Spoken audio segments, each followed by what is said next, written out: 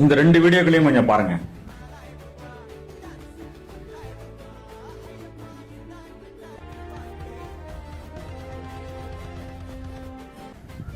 இதுல முதல் வீடியோ கையில இப்படி எச்சு துப்புற மாதிரி பண்ணி இப்படி பண்ணார்ல, அது ஒரு அரசு நிகழ்ச்சி. அது மின்சாரத்துறையில 401 பேருக்கு பணி நியமன ஆணை கொடுத்திருக்காரு. சரி, அந்த பணிகளுக்கான நோட்டிபிகேஷன் அது தாவேக்கா ஆட்சியில வந்துச்சா அப்படின்னா கிடையாது.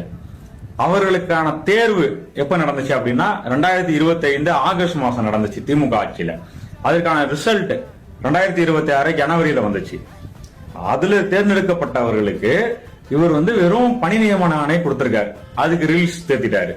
அதுக்கப்புறம் ஒரு 300 புதிய பேருந்துகள் திமுக ஆட்சியில வாங்கப்பட்ட நிதி ஒதுக்கப்பட்ட பேருந்துகள் இப்ப இவர் இயக்கி வச்சிருக்காரு.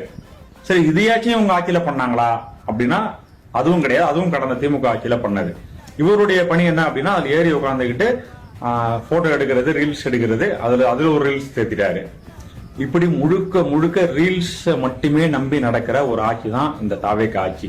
இன்ஸ்டாகிராம் ரீல்ஸ் இல்ல அப்படின்னா தாவேக்கா ஆட்சியே கிடையாது. புழுதி காற்றை பரப்பிக்கிட்டே இருக்கணும், அதுதான் இவங்களுடைய நோக்கம். ஆனா புழுதி காற்று எப்போதும் நிரந்தரம் கிடையாது. புயல் காற்று அடிக்கிற அன்னைக்கு புழுதி காற்று இருக்கிற இடம் தெரியாம போயிடும்.